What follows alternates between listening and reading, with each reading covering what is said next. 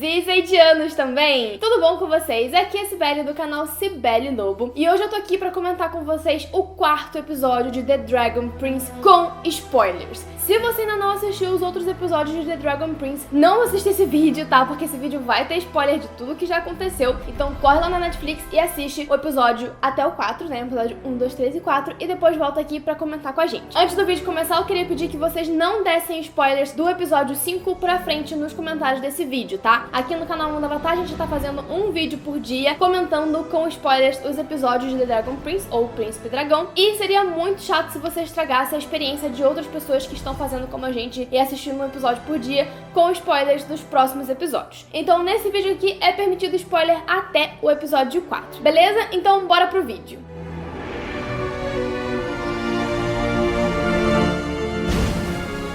Bom, esse vídeo é quase sem roteiro, gente. Eu fiz só algumas anotações muito básicas do episódio. Então eu espero que vocês gostem de vídeos assim um pouco mais descontraídos, um pouco mais sem um formato. E a gente começa o episódio com o funeral do Rei Harrow, né? É muito interessante porque logo de cara a gente é apresentado algumas coisas do reino de Catelyn, como por exemplo, o rito funerário lá é que você faça velório por 7 dias, né? O que é algo bem comum no mundo todo. Porém, o Lord Varian decide que ele não vai esperar nem um dia sequer. O rei acabou de morrer, ele já tá querendo cremar o corpo do cara. E, gente, o Lord Varian precisa muito de um óleo de peroba pra cara de pau dele, porque ele não só fala que o rei disse que ele era como um irmão nas horas finais dele, o que a gente sabe que é o contrário, o Lord Varian que disse que pra ele o rei era como um irmão, como ele também mente na cara dura sobre os príncipes. Ele fala que o Callum e que o Ezra foram assassinados pelos Elfos da Lua. E aí ele usa isso pra incentivar a raiva e pra incitar ainda mais, assim, fomentar ainda mais a guerra. Não só isso, como ele não queria perder tempo pra conseguir o controle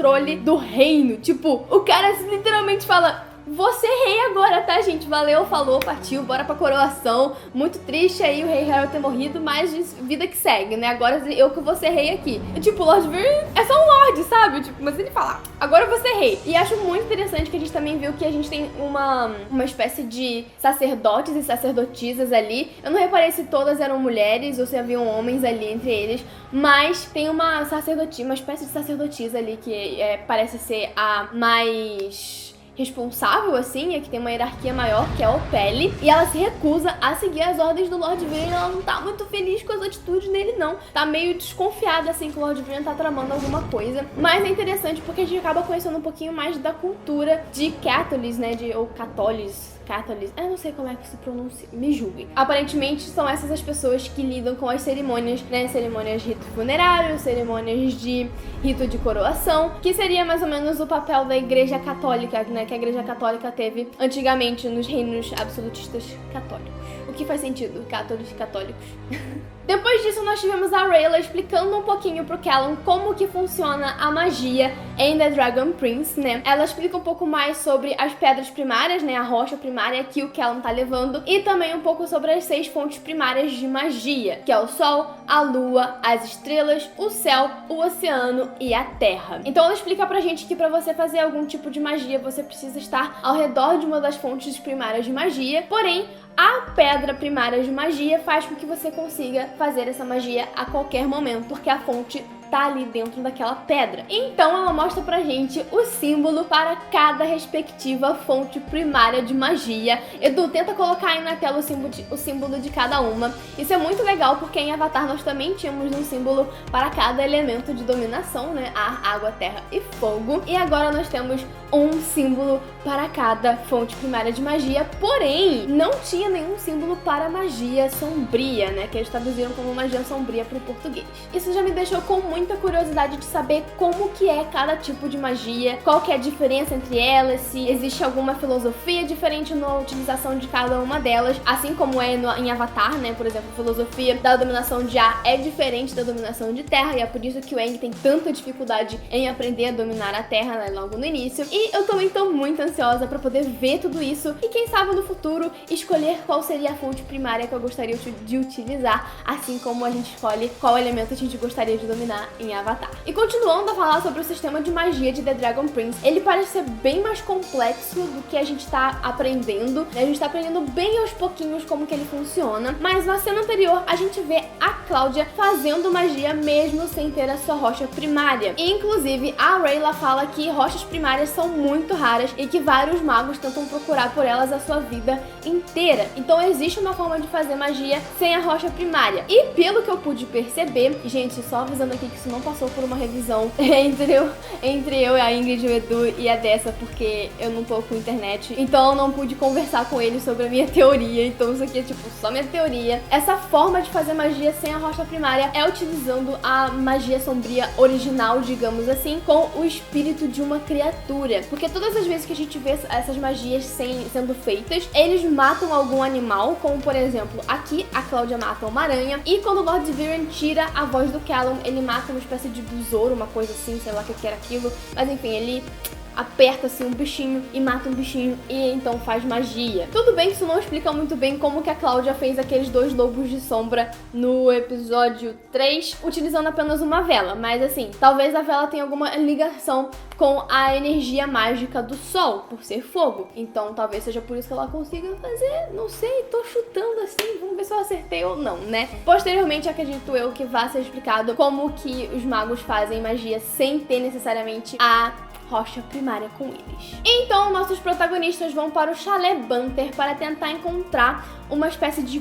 cubo mágico, que é um cubo que tem os símbolos das 6 fontes primárias de magia. Então eles vão pra lá, só que o Callum se esquece que era pra ele ter ido pra lá desde o início, então ele acha que não vai ter ninguém, e então chega uma tropa armada. E então nós vemos a tia Amaya. E gente, assim, ela mal apareceu e eu já tô amando essa mulher. Primeiro de tudo, ela é surda-muda, né? Ela faz leitura labial das pessoas, tanto que ela fala que não adianta gritar, porque isso não vai fazer diferença nenhuma pra ela. Isso é algo muito legal, porque muitas pessoas, quando encontram alguém que é surdo-mudo, começam a gritar, como se falar mais alto fosse ajudar, quando na verdade não ajuda, só é muito irritante. E eu já tava super empolgada, o Edu e a Ingrid são minhas testemunhas nisso, porque The Dragon Prince tem uma representatividade racial incrível. Inclusive, eu vou fazer vídeo sobre isso aqui nesse canal, porque eu tô muito animada com isso. E agora não só temos representatividade racial, como temos uma personagem muito incrível. Ela, tipo, é badass, ela mete um cacete na Rayla, porém ela é surda-muda, sabe? Tipo, isso é muito irado. Me lembra muito a Toph, que era cega, então agora nós temos uma surda-muda. E isso é uma coisa que em Avatar a gente tinha muito, a representação de deficiência, e aqui nós também temos. E cara, ela é incrível, ela mal chegou e eu já amei essa mulher. E fica a dúvida, né, gente? Tia Amaya? Como assim tia? Peraí, explica esse negócio de tia da Dragon Prince. Ela é tia biológica do Callum, talvez, ou então ela é meia-irmã do Rei Harrow, sei lá, não faço a menor ideia. Será que ela é tia de consideração? Como que ela é tia daquelas 2 crianças? Eu tô muito curiosa. Se você tem alguma teoria, comenta aqui embaixo, porque eu realmente tô curiosa do porquê que eles chamam ela de tia Amaya. Porque claramente ela tem uma relação diferente, um relacionamento diferente com os meninos do que o Lord Viren, por exemplo. E o Lord Viren era o braço direito do Rei Harrow, porém os meninos não chamavam ele de tio Viren, chamavam de Lord Viren. Mas ela eles chamam de tia. Então fica aí a dúvida, né, do como que ela tá realmente relacionada com essas crianças. Uma coisa muito interessante é que a Rayla ficou chateadíssima com o que o Callum falou sobre ela beber o sangue deles. Tipo, ela já tinha ficado meio bolada quando ele achou que aquele suco de uva da lua, se eu não me engano,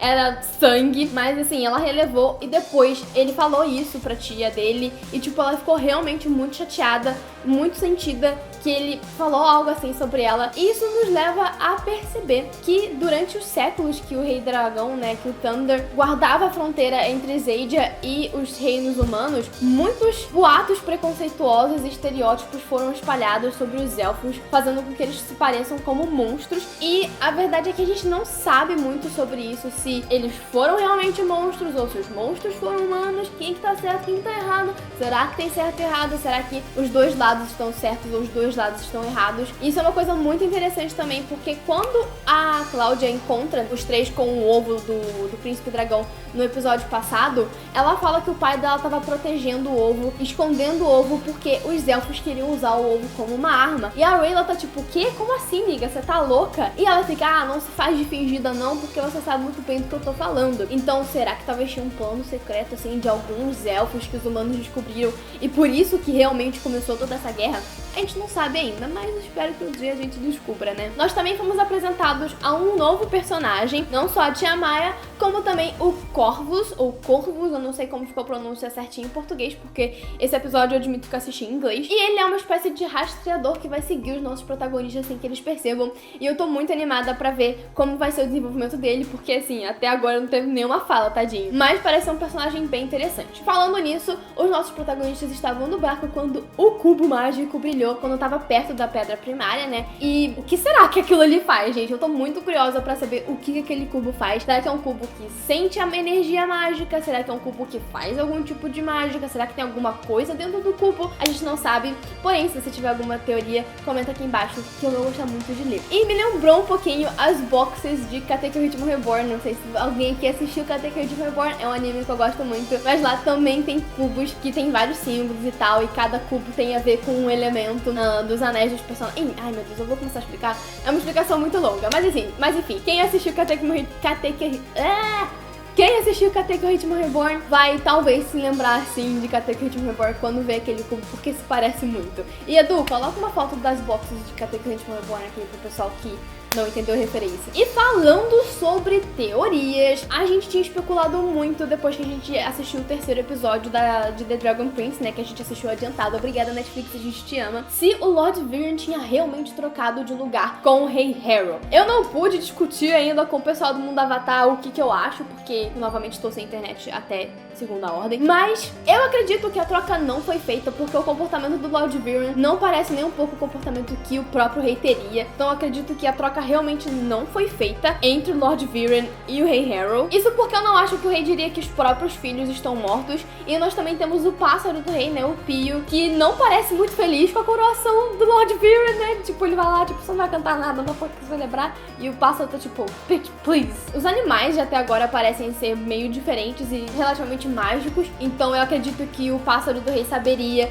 se o Lord Viren é o rei ou não. Então eu acho que o Lord Viren ainda é o Lord Viren, ainda é uma pessoa meio ruim. E eu também acho que seria muito pouco provável que o rei iria querer incitar mais violência. Ele parecia estar muito reflexivo contra a guerra e parecia não querer muito que isso continuasse, se prolongasse. Agora, se a Devora-Alma foi utilizada no rei ou não, a gente não sabe. Vai que o rei tá no corpo de outra pessoa, ou vai que foi utilizado de outra forma, sei lá, vai que o rei agora tá no corpo do Ronan, sabe? Que a gente não vê o Ronan nesse episódio, a gente não sabe o que a Cláudia pensou pro Ronan, o que ela pode fazer com ele. A gente não sabe nada, na verdade, sobre o Ronan nesse episódio, e ele vai aparecer em episódio seguinte porque já apareceu no trailer. Então a gente não tem como saber se o Rei Harrow vai aparecer posteriormente, se ele realmente morreu, mas eu acho que o Lord Viren é o Lord Viren. Gente, novamente, hora de peroba pra esse homem, porque ele usa o mesmo discurso dos elfos para incitar a guerra com os humanos, falando que o fato dos elfos da lua terem assassinado os príncipes é uma justiça ainda maior, porque